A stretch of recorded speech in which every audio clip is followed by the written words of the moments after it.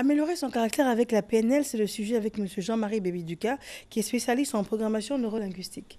Et avant cette page de publicité, vous nous expliquiez que la peur est un sentiment que l'on nourrit ou que malheureusement les parents nous communiquent. C'est une émotion. Tout à fait. Et c'est un tort. C'est un tort. De le faire parce que ça a des répercussions sur le devenir de la personne. Tout à fait. Et même sur la santé, voilà, des études ont démontré que les enfants qui ont grandi dans la peur auront leur comportement troublé plus tard. Voilà, ça veut dire qu'ils sont agités, et ils développent de la brutalité. En fait, ils agressent la société. Voilà. Et quand on observe les enfants, des fois, on réalise que vous avez un qui est craintif de nature. On sent qu'il a peur, il a même peur de marcher, par exemple. Des enfants en bas âge. Il y en a un qui spontanément va tomber, se relever, marcher, tomber, se relever, marcher. Et il y a l'autre qui ne va même pas vouloir oser, qui ne va même pas vouloir se tenir debout sans attraper le pagne de sa mère. Mais déjà là, on sent très bien que le sentiment de peur, de la peur du vide, la peur de tomber existe. Pourtant, ce n'est pas le parent qui a poussé à ça. Oui, c'est-à-dire que, par exemple, on peut prendre l'enfant de profil visuel auditif qui aime beaucoup la tendresse, qui est beaucoup demandé au niveau de la tendresse. Donc cet enfant aura besoin d'une réponse affective de l'extérieur. Donc si cela ne vient pas, effectivement, l'enfant sera frustré. Et donc ça va développer, le manque de satisfaction va développer des sentiments d'insatisfaction et de peur. Voilà. Sinon, si automatiquement l'enfant est satisfait, la peur ne va pas se développer. Voilà. Mais effectivement, il y a des prédispositions, mais ce n'est pas encore la peur. Parce que y a les visuels et les visuels auditifs ont généralement un tempérament faible ou un caractère faible. Voilà. Ils sont prédisposés à avoir un caractère faible.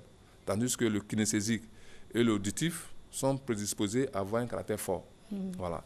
Donc, ça veut dire que le visuel auditif, plus facilement, il peut développer la peur. Voilà. La peur du noir d'abord, la peur de l'inconnu.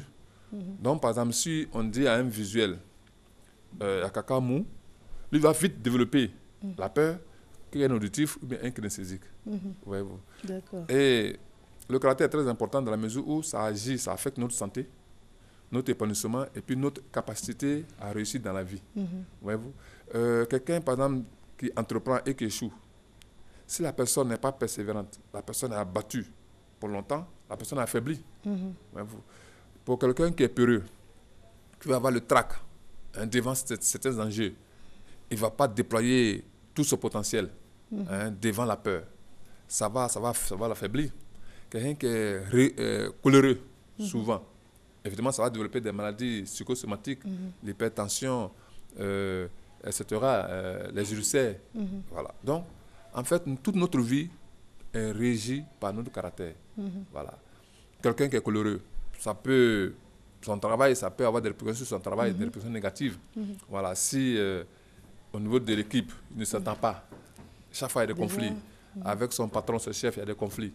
Mais vous verrez qu'il n'aura pas de promotion. Voilà. Quelqu'un aussi qui a un bon diplôme, il a un QI élevé, mon niveau de quotient émotionnel, c'est de cela qu'il s'agit, il n'arrive pas à s'imposer, il n'arrive pas à influencer l'équipe, mais il aura du mal à avoir de la promotion. Voilà. Donc tous les managers, les leaders, les décideurs, en principe, ils devraient avoir un caractère flexible. Voilà. Parce que le caractère, il y a deux niveaux. Il y en a qui sont faibles, c'est-à-dire ils acceptent tout. Il y en a qui sont très forts, ils refusent tout. Voilà. Donc ceux qui sont très faibles, ils acceptent tout au détriment d'eux-mêmes. Et ceux qui ont un caractère très fort, ils écrasent l'environnement. Voilà. Donc, en principe, on doit être flexible. D'accord. Voilà. Très bien. Et la PNL peut nous aider efficacement, à améliorer son caractère. Parce que celui qui agit, il y a des choses qu'il voit dans son cerveau, il perçoit au niveau visuel. Il y a des paroles qu'il entend et puis il y a des sensations qu'il a, des sensations négatives. Le jaloux, par exemple, il verra sa femme dans l'imaginaire, sa femme quelque part au marché, mais il le perçoit dans son cerveau avec un homme, en train de causer un homme. Et il a l'émotion négative, ce qui l'amène à avoir des réactions. Voilà. Donc, la PNL corrige toutes ces images construites, toutes ces paroles construites et toutes ces sensations négatives. Ce qui fait que quand il pense désormais à sa femme bien à son homme, quand il pense à son homme, la personne ne perçoit plus ces images négatives dans le cerveau. Et donc, la personne est sereine, la personne est calme. C'est quoi? C'est une défaillance du cerveau? Une défaillance, la construction. Donc, le fait de percevoir négativement tout à l'autre. Tout à fait.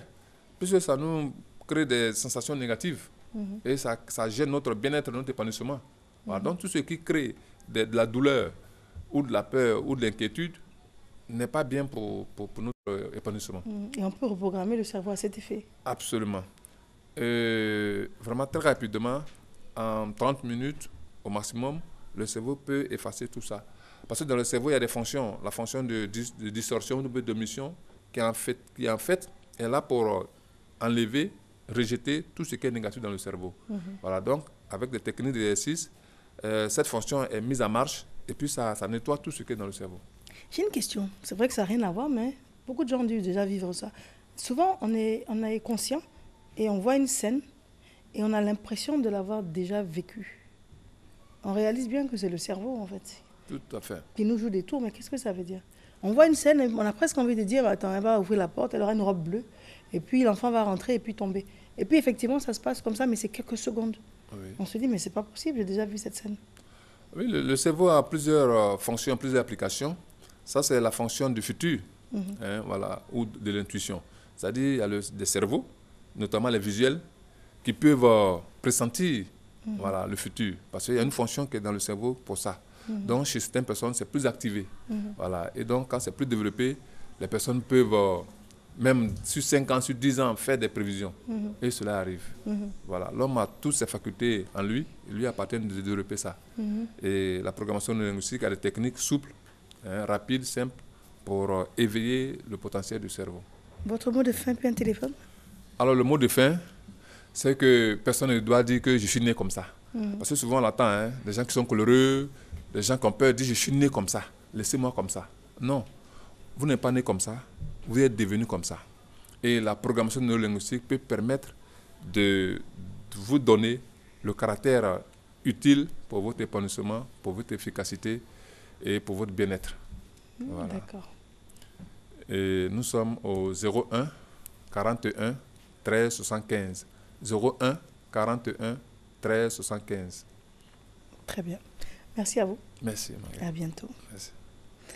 Christelle Akoussa, une transition et nous recevons nos invités qui nous viennent de la direction commerciale et marketing.